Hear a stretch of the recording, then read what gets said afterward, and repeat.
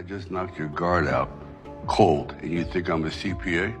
Previously, Dwight threatened Bodie and took $100,000 from him, then used it to buy a Lincoln Navigator. But in Bodie's eyes, Dwight was nothing more than a thug. So every time Dwight came around, he was never welcomed. And buzzkill. The fact that it's barely 11 a.m. and you got a buzz to kill makes me question your work ethic. I'm selling weed, not operating a nuclear reactor. Morning, Fred. Morning. Second of all, call me buzzkill again, I will rearrange your kidneys. Yeah. I need some money. If all Dwight could do was threaten people, he would never become a true mafia boss. Each week, Dwight collected 20% of Bodie's profits. And finally, Bodie couldn't take it anymore. 20% a week. Sorry, what do I get out of this? Because I'm still missing that. But Dwight actually had a bigger plan. One was to cut down the cost of weed, and the other was to expand distribution. So they went to an enormous Native American cannabis farm. With his decades of street experience, Dwight quickly realized this wasn't the 100-acre farm Bodie had described earlier. It was a massive operation, over 500 acres, a full-scale industrial factory that grew, processed, and distributed everything. That meant the actual cost was way lower than Bodie thought. Dwight slashed Jimmy's original $1,200 per pound price down to $750 and demanded only top-shelf product. I'll take 300 units. 1,200 for the first 10 units, 1,100 for the next 10, 1,000 for the 10 after that, and 750 each for the remaining 270 units. I'll have to do the math. We'll do it fast because the offer expires when I swallow this cracker.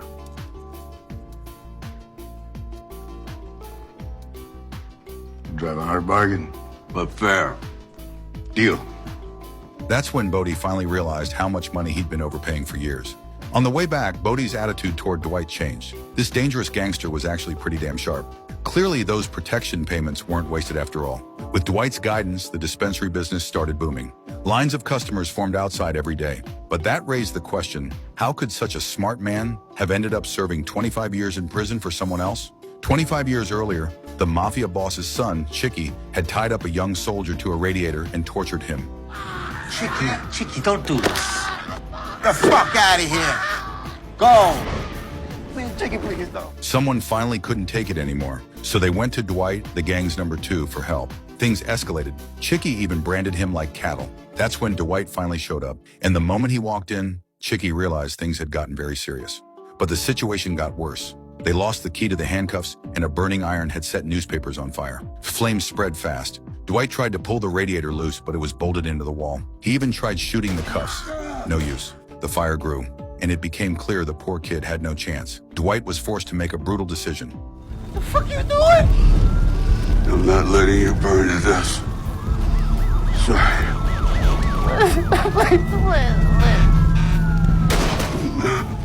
What started as a twisted prank ended in a man's death. Soon the fire brought the police, and Dwight became the fall guy. The cops gave him 6 chances to explain, but Dwight stayed silent, protecting Chicky. That silence cost him 25 years in prison. And the worst part? When he got out, Chicky had stolen his position as underboss. No rewards, no loyalty, just exile to Tulsa, Oklahoma. A backwater punishment.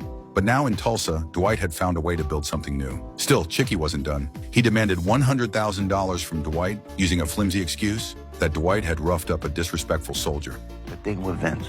What thing? Seriously? You gonna play Mickey the Dunce? Let me tell you something, Chicky. If there was ever a guy that had a crack in the jaw coming to him, it was that kid. Dwight, he's a May guy. He made a beef, but you gotta make amends. All right, I'll get him a get well card. Dwight, I'm serious. He's fucking pissed. You gotta make this right. And how do you suggest I do that? $100,000 to do it? Are you kidding me? Dwight, it's a tax. His jaw's wide shut. He can barely talk. Such shamelessness. Chicky really wasn't afraid of choking on his own greed. Of course, Dwight wasn't going to fall for it. All right, I'll send him something. But if you hear it ticking, don't open it.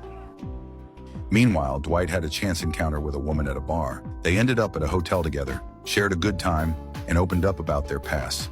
This was very fun. Yeah, it was great. Just a little rusty, you know. The connection felt real. But when Stacy found out Dwight's age, she was stunned. Are you kidding me? I mean, I would have said you were a hard 55. Hard's the key word here, isn't it? I'm gonna go. Is it the age gap? No, this is not an age gap. This is an age canyon. She left abruptly. What Dwight didn't know was that Stacy was an ATF agent, and as a mafia man, he had no idea the trouble waiting for him. What will happen between Dwight and Stacy? And who is the mysterious figure who's been shadowing Dwight all this time?